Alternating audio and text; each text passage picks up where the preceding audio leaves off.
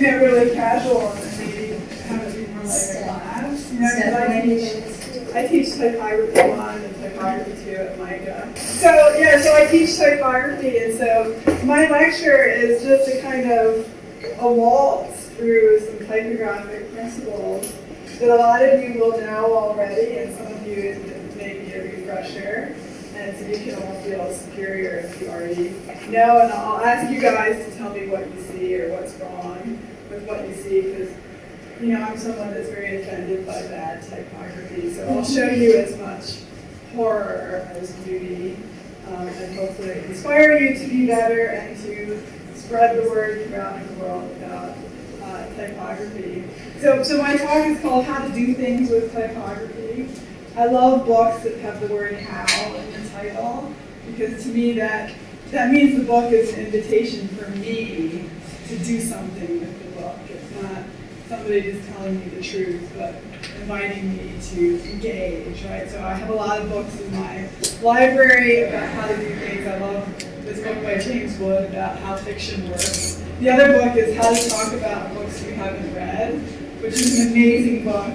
And it sounds really stupid, but it's by a French guy, so you know it's very serious. It is. It's a very entertaining book about the fact that every time you read anything, you're already forgetting it, and you're already making your own memory. And I find that really empowering, because everything that you read and every lecture you attend, it's kind of up to you to take away what matters to you, kind of make it yourself all the time. So these are some of my books about how to do things. Many of them are done with my graduate students at MICA. So these are collaborative enterprises, and they're all about expanding what we know about graphic design and inviting more people to come in and be part of what design is. I will be revealing some important scientific data about what the graphic design process as we go through the lecture. 10% of graphic design is about choosing fonts. And I'm always asked, how do you pick? How can you know that you have a good typeface for your project? So I'll spend a little bit of time talking about how to choose fonts. And I'll start with how to fall in love. Because really you don't need very many fonts in your life, just like you don't need all that many partners. And Massimo Vignelli once said you only needed 5. Ladies, I think that's a good idea. And then commit. Okay? And indeed, you can spend your whole life with just one font. It may be a little boring, but keep it spicy, and it works. So Dave Eggers is a great designer and writer and publisher who is famous for only using the typeface Garamond 3, and he's had a good run with that font. And here's a beautiful cover for his magazine, Squeeze, using his favorite typeface. I've been married for 22 years to the typeface Scala, which is designed by my friend Martin Major from the Netherlands. And it was given to me on what we used to call a floppy disk in 1991. And I put it on my computer, and it's been amazing ever since. And many of my books, including Thinking with Type and many others, are literally written in Scala. I love this typeface so much that I want to see my words take shape. So figure out who you love, and push it, work it. Find all the details. And then, a typeface can be very familiar to you, but there's always new ways to use it. And I always like to think that typography isn't really about fonts. It's about what you do with the fonts. So I love this magazine spread because it uses a very familiar typeface, Dido, but it's using it in a way that seems to kind of break the rules, right? Does anybody want to talk to me about why this looks kind of different and edgy, even though it's a typeface from the 18th century? Yeah. It's because it's contained in this rectangular, sharp shapes, and then so this kind of framing is very, very aggressive, right? But it has a real function. And the function is that it makes the type stand out against that image in the background. So often as a graphic designer, you're looking for things to make your project more interesting. Don't do that. Look for things that will make your project work better, right? So this designer maybe tried that type and couldn't read it, added that white background, and it works better. And special bonus, it's more interesting. Okay? Anything else about why this looks and works and feels edgy and contemporary and fresh? Yeah. Just because I guess, well, because it is an older typeface used in like a modern day fashion magazine. Right. We've got like some of the vintage like furniture in the background too. Right, all that stuff. Makes it even more appealing.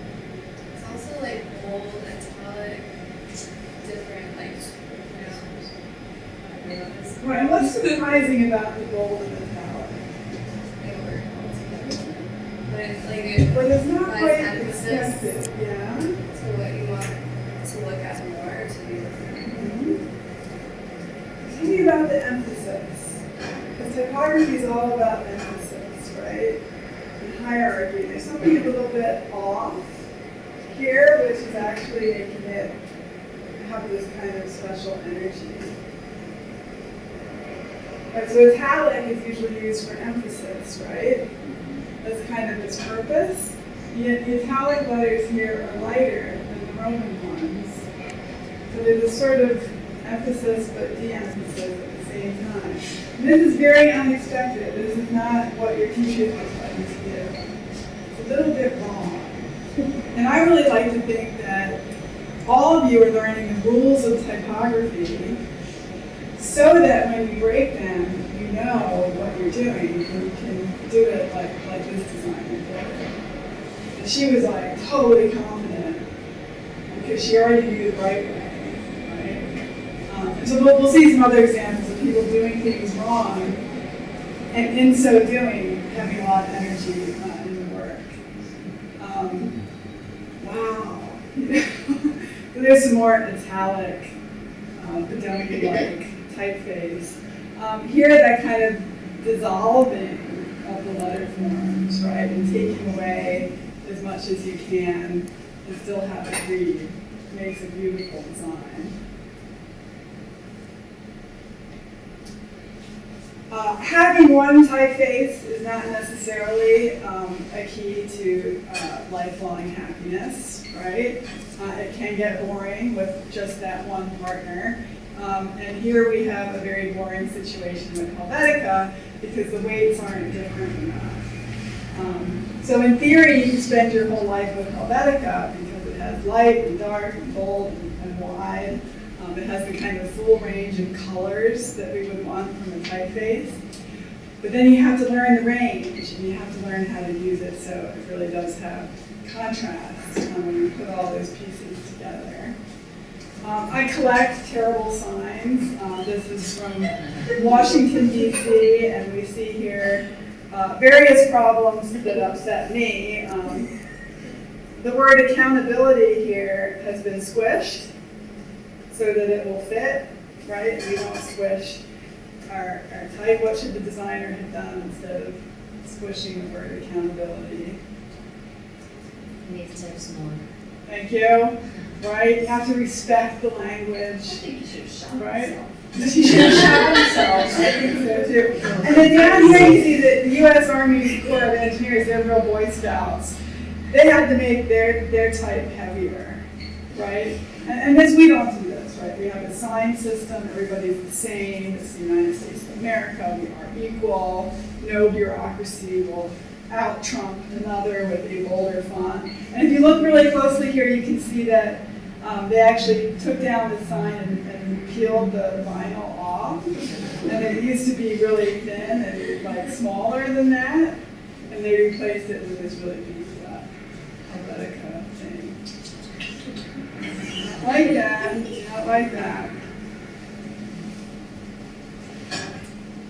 So it'll be hard for you to believe that I could say that there is too much typography in the world. But actually, I think many of the mistakes that you will see around you, and you may even see in your own work occasionally, is really the result of too much typography.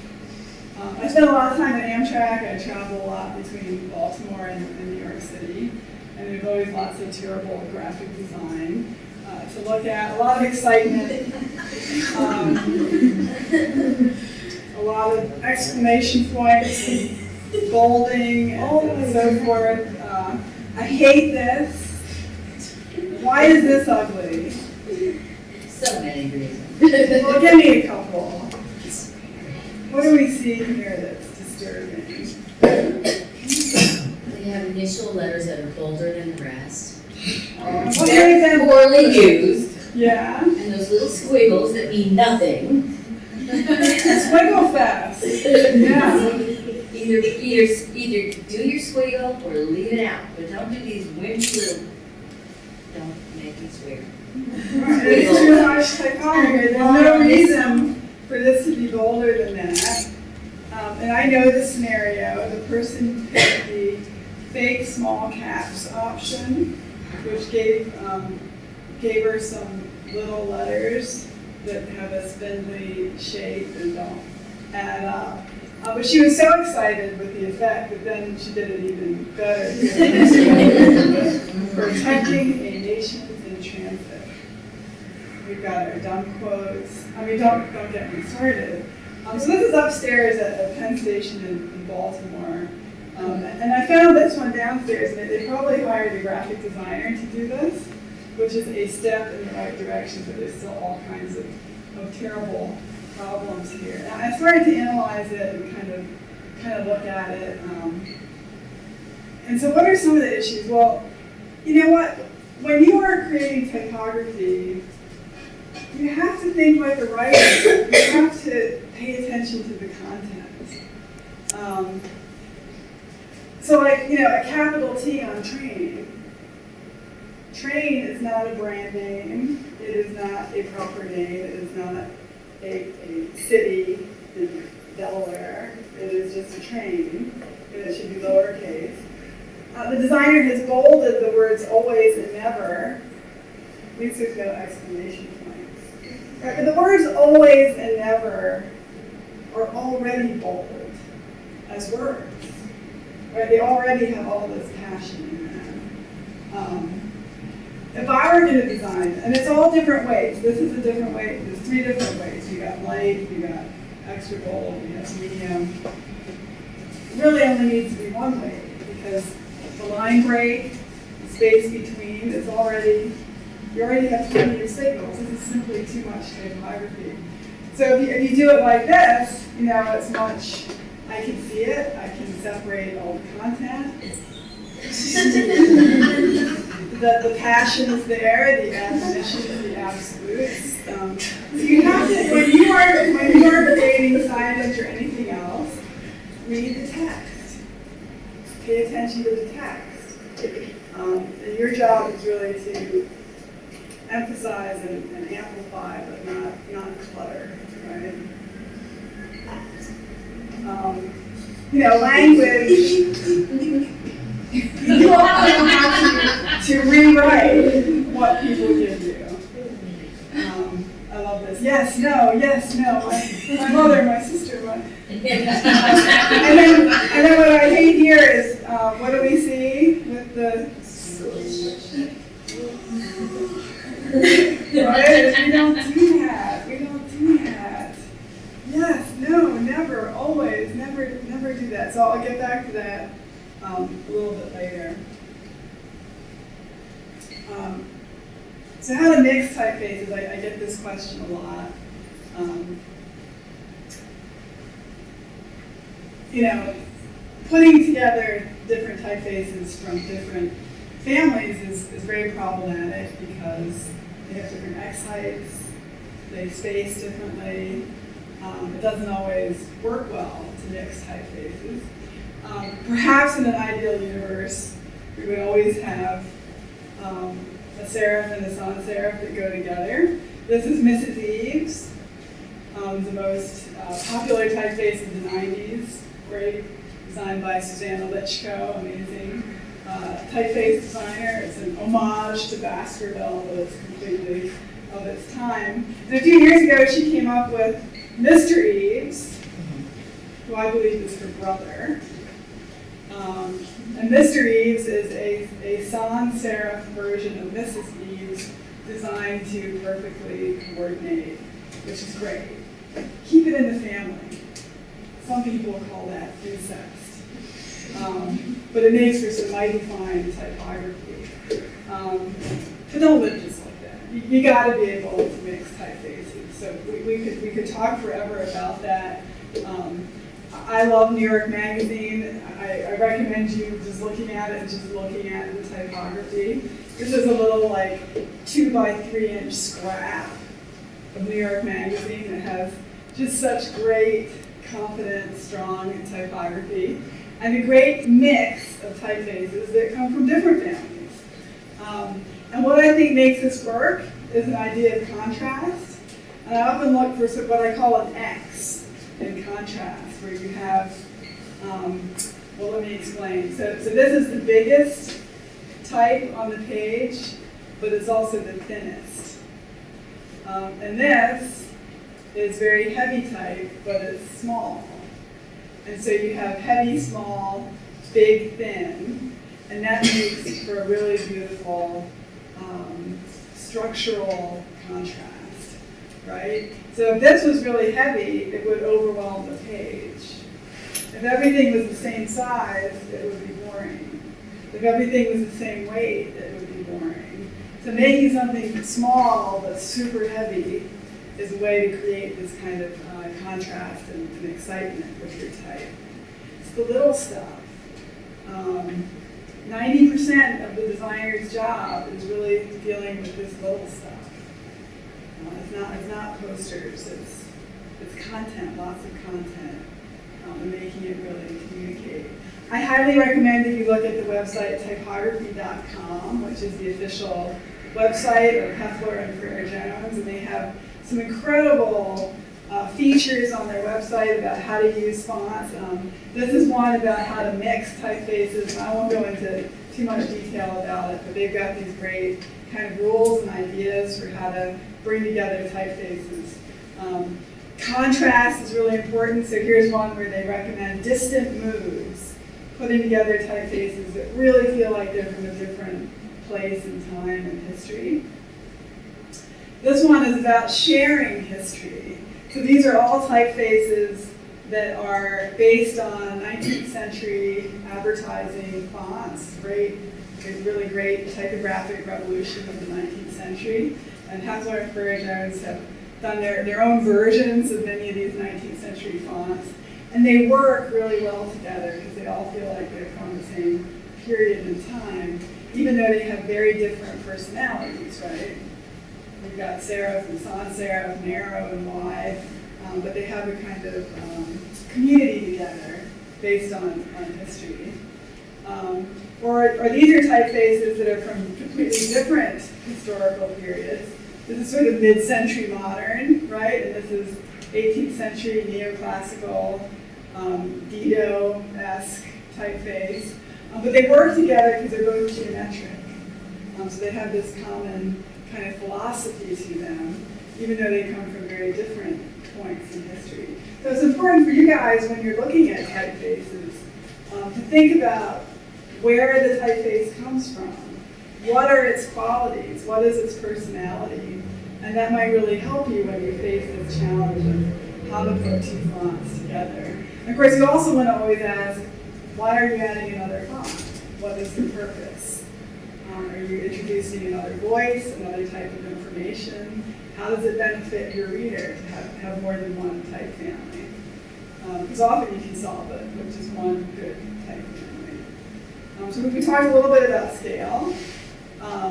X height, so everybody tell me what an X height is?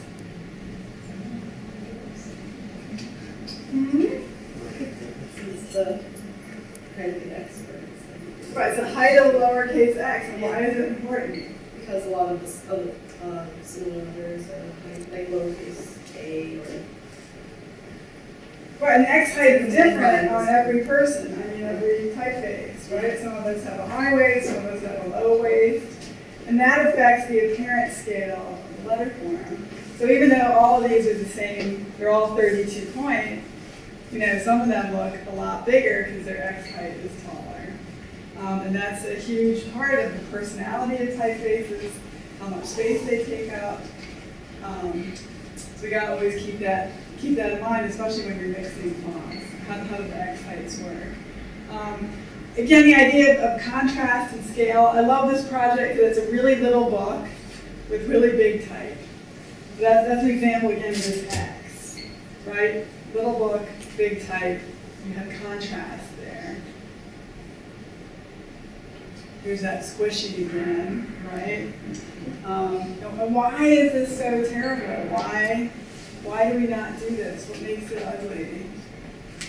Yeah. Because it really distorts and alters the letter forms. Mhm. It just makes it just really, really unattractive.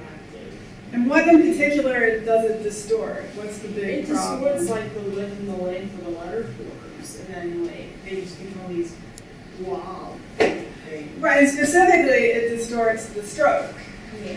So a typeface that was meant to have a uniform stroke now has a stroke of two different dimensions, and that's why it's ugly, and that's why our stomachs turn when we see it. This is very hard to explain to the general public. They don't really get it. So I'll tell you a little story. A few years ago, I got braces on my teeth. I highly recommend you do this in high school, not when you're 32 years old, but, whatever. So I went to a professional, we call that an orthodontist, and I asked him what was wrong with me, and he told me what I had always known, which is that my teeth were too big for my face, and that he was going to have to remove 4 perfectly healthy teeth from the front of my face, and then put on braces for 2 years to push the teeth back into my head and close up those spaces. 2 years. This guy was going to basically spend 2 years currying my teeth. If you did that in your internship, you're fired, right? So I said, really, doctor, isn't there a better way?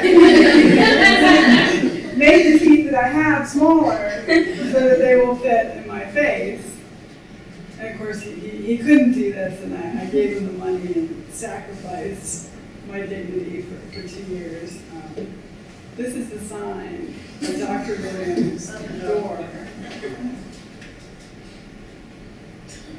These things pain us. And, Baltimore is a small town, so it got around that I was discussing his signage in my lectures. So one day I'm in the chair, and he's taking off the braces. He's like, what is this about, you're talking about my sign?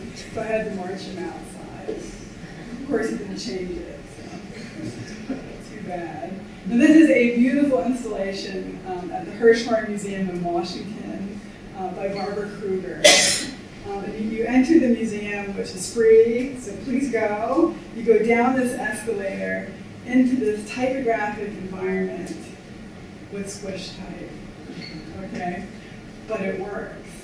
And I think that she did this with full knowledge and did it with confidence and did it in a situation where there was really a reason to do it because she's creating these monumental letters that are supposed to feel bigger and more powerful than the people in the room. And she chose a typeface that can withstand the distortion, right? So she knows what she's doing, but she's doing it with purpose. And that's what you guys got to do. So every rule you can break, or nearly every rule. And I think this is really successful. A great use of typography in space. 78% of graphic design is lining stuff up. That's a shame. It's true. Grids, that's what it's about. Alignment. This is a beautiful typography diagram from 1928 by Jan Schickel. Thou shalt not center pictures in the middle of a big field of type.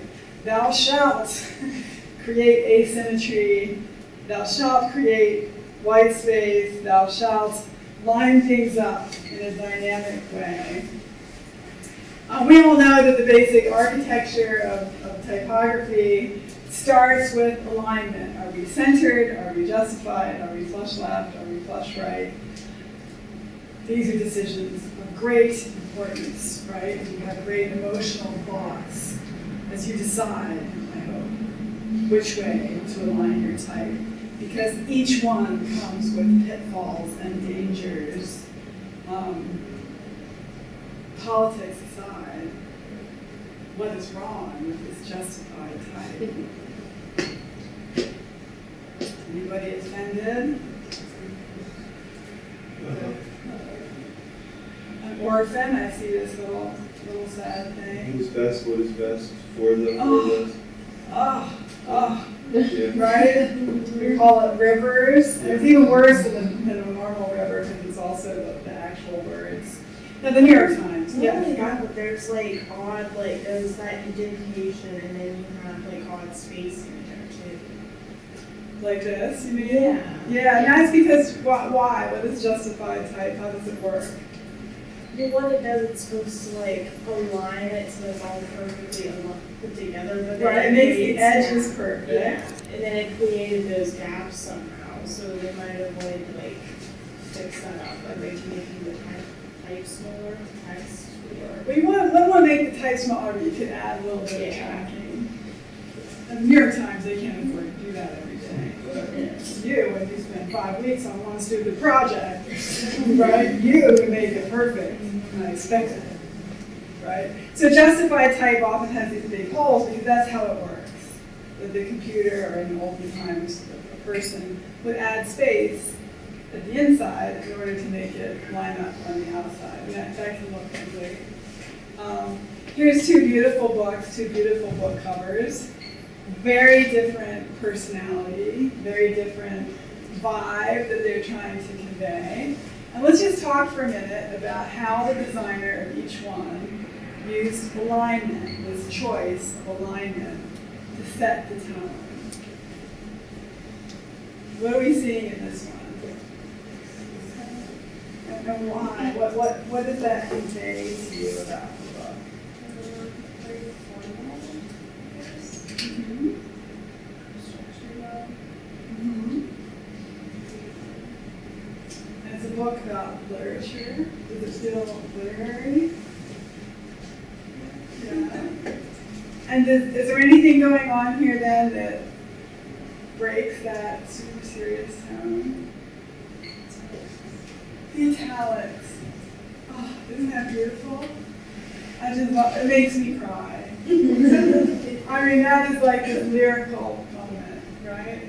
Without that, it would just be a boring book cover. This is really a beautiful, beautiful kind of retro classic. It's printed on uncoated paper. And to me, it just reeks of literature. Oh, but literature with this little bit of an edge, right? And this is a book about magazine design. And tell me about the alignment in this book. Great designer Laura Messaguet from Spain wrote this book and designed it. What's she doing with alignment? What is the alignment? You look like you want to. Okay.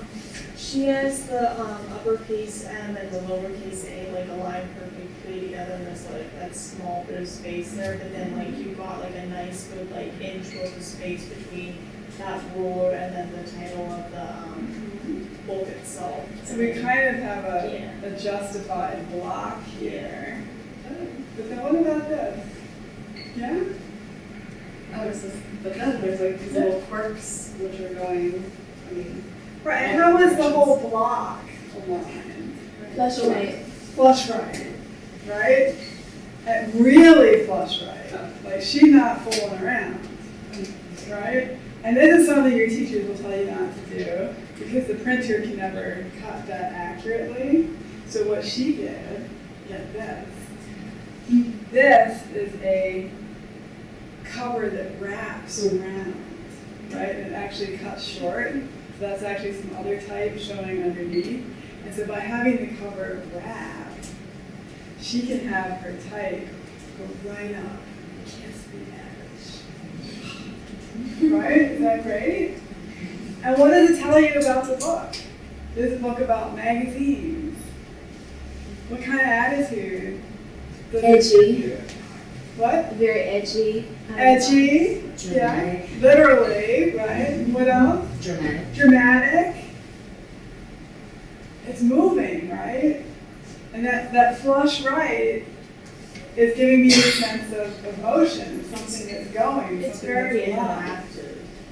Yeah, so tell me about that. Because I don't, like, you get to have this like, sort of interaction with it because you're opening one end of the book and you get half of this type and then you get the other half on the other side. It makes you want to explore more of the book and see like, oh, what's in this?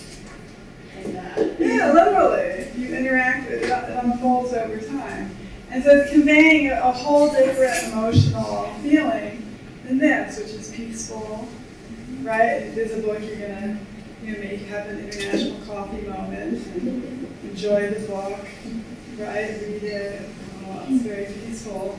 And this is like, damn, let's get some ideas, right? This is about what's going on. This is active. And so that choice of alignment is really key to how these designs work. They're both beautiful designs. Here's Justified Type, where the designer deliberately created this river. Woo! The 80s, I love the 80s. This is an incredible book by Cecil Belmont, who's a structural engineer. So he's worked with many of the great architects like Frank Gehry and people that help their buildings actually stand up. And the book is called Informal. And this type is set flush right and flush left at the same time. So each line, if you look carefully, you'll see this little seam running through, right? And the page number, yeah, picks it right up. So each line starts flush right, and then the second half is flush left, and it creates this structural moment. You get, wow, it is informal, right? But it's engineered. It's not just all flying all over the place. I love that because it's taking the most basic structure of typography and making it new. Inventing something using the most basic stuff of typography. Let's talk about space. This is a book cover. I like to imagine the kind of scenario that the designer started with something kind of like this, and she brought it to the editor, and the author, and the advertising guy, and the marketing department, and they're like, I think we got to add some stuff to the cover of your book. So how about we add this? That's good. And okay. There's a little more. Maybe we need some more pictures. Yeah. Oh yeah, and this. Like this to me. Oh. That's the essence to me of graphics. Yeah. The starburst. Okay. The starburst. New. 99 cents. More inside. Completely updated. Right? And what the starburst is, it's a frame, right, that brings attention to information, and it always feels alien. It's always about putting something on top, right, and kind of interrupting the surface. It's who we are. This is a great book, Warren Standing Up, autobiography of Steve Martin, fabulous. This cover has so much space in it. And it's so dynamic, right? This beautiful yellow edge. Wow. And it has enough space that it can tolerate adding all this junk. So like, start your design so that there's space for people to mess it up with extra junk. Okay, because you will need to add the junk. And if you start with something that can accommodate that, that's better. Okay. Here's two other book covers. Which one do you think feels more contemporary?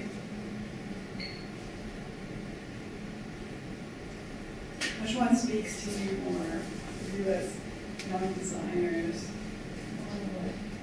And how come? This is square and it's very design and font. It's more contemporary. And what makes it, you said square, like what makes that feel contemporary to you? Just geometric shapes. Very contemporary. Yeah, it's a grid, right? The shapes are actually very organic, but they're structured in this grid. As opposed to this, how is this set up? Oh, the italics. What bothers you about the italics? That's important. I don't know, all the letters just They're all spaced out. Why? Why do you think this design fit in the is? square. To make it fit the square, what a lame, right? Like italics do not want to have all the space between them. People, they want to sit close together, right? So the designer could have not used italics, could have made the damn writer's name a little bit smaller. Like, who is this guy? Why is that so important, right? But yeah, this is like just what this is, and this is something that I'm sure you all do in your work. Okay, what this is called filling up space. And it's the idea that space is very expensive and valuable, and therefore every picture should go to the edge, and we shouldn't waste any space. Everything should fill. You got it. It's your apartment. You got to have some crate and barrel stuff in every single inch of it. This is structuring space. It's not filling it up, and because there's that grid there, it feels organized. It feels architectural. It feels like it has a purpose, right? It's not just random, but it's not filled up. Okay. And if you leave with anything else today, I want you to have this. Structure your space, don't fill it up, okay? And that's really what grids are for. They're for creating that underlying structure that makes the space look like it is doing something, even when there's nothing in it. Okay? You can't see the grid. It is made present by the things that are contained in it. And that has an effect on the whole thing. This is shit because it's just filled up with stuff. Okay? How are we doing for time? Okay, we're okay. I'm coming towards an end. 10 minutes. Okay, bear with me. Junk mail. I recently was looking through my recycling pile for junk mail because I wanted to find some good examples of ugly typography. And I was really disturbed and upset to find how little bad junk mail I could actually locate. That most of it was actually really well designed, stuff like this. And why did that upset me? Because it is evidence that so many graphic designers are employed in creating junk mail that then ends up in my mailbox and pisses me off. So that looks really nice. It's really put together, and this is obviously done by someone in Microsoft Word with Futura. We don't need to go into detail on that. Now this, wow, that is some ugly junk mail. There's our starburst. I started to look at this and sort of analyze, well, why is it so ugly? Why does it offend me? And so many of the decisions are really about making it, making it function better. In a sense, the whole thing is about this, right? So the outline around the letters makes the letters separate from the picture, right? Drop shadow, another separation. Outer glow, right? What is outer glow for? That's what it's for. Outer glow and an outline, right? So if you look at this, it's like, yeah, this is offensive and bad. Outer glow and a white outline, but there is a purpose to it. And often when you're looking at your work, you may go, why is nothing happening? Why can't people read it? Why is the reader not focusing on the right thing?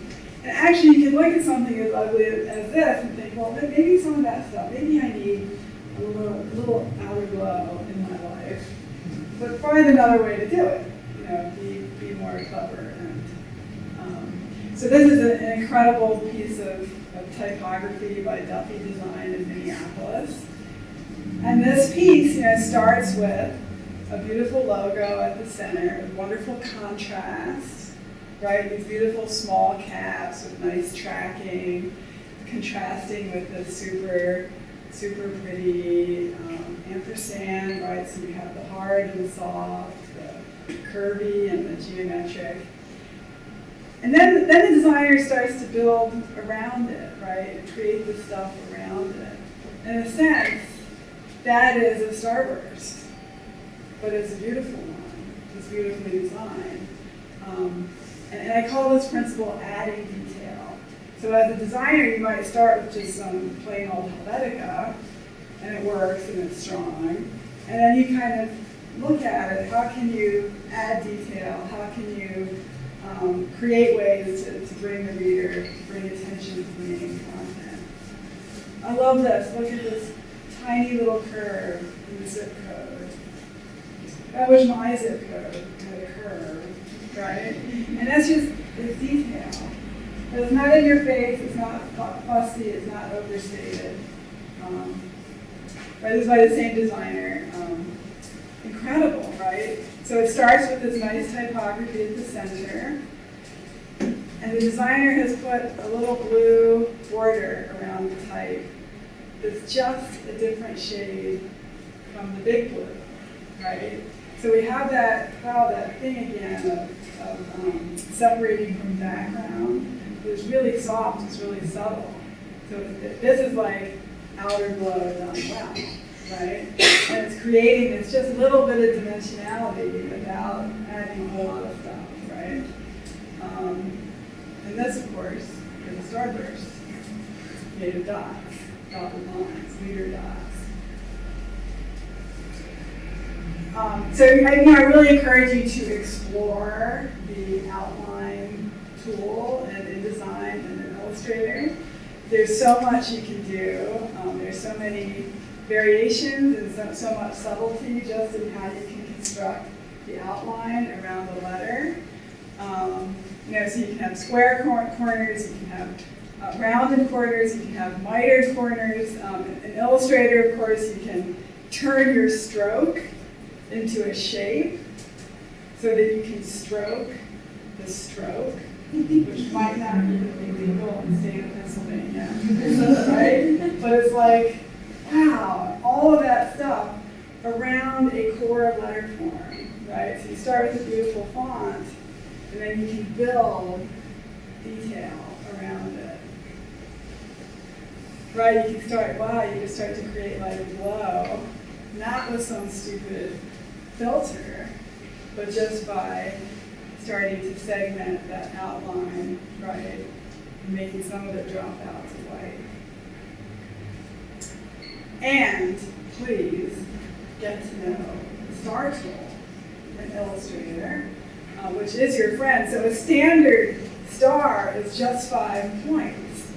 But if you take that star tool and start to draw using the up arrow, you can add more points and make an awesome kick-ass starburst, okay? And you can activate this dialog box here and actually change the radius between where those points start and where they end, right? And create really whacked out starbursts. And of course you can stroke them and play with the stroke and give it a rounded edge and all kinds of stuff you can do. So I'll just end with this little project by one of my students, Amy Klein from Micah. And this is a project where the students had to take an existing consumer brand and redesign it for a new market. So she took Franzia, which is wine that comes in a box, and she said, let's market this to college kids. So she gave it a whole new uplifting kind of graphic identity, intoxicating. And so here's the logo that she did, and she started with this nice script typeface, and you can see how she created detail and built framing around it, but it's very controlled, it's just 2 colors. with white really functioning as part of the color of the logo without adding anything to the mix, which is really great. Beautiful starburst made by creating a star with very short points and rounded corners, right? Beautiful, new, fresh. And it's 5 liters. This is the package, right? And these lines in the back are starburst. And they bring our attention to the brand. And every brand should have a truck. I insist on it in all my branding projects. In a truck or an airplane, always put your logo on that. It'll make you feel better. So I think I'll end with that. And if anybody has any questions or burning concerns that you have about typography, the doctor is in. And try to address them. Okay? So thank you. You're a good audience. Appreciate it. Thank you.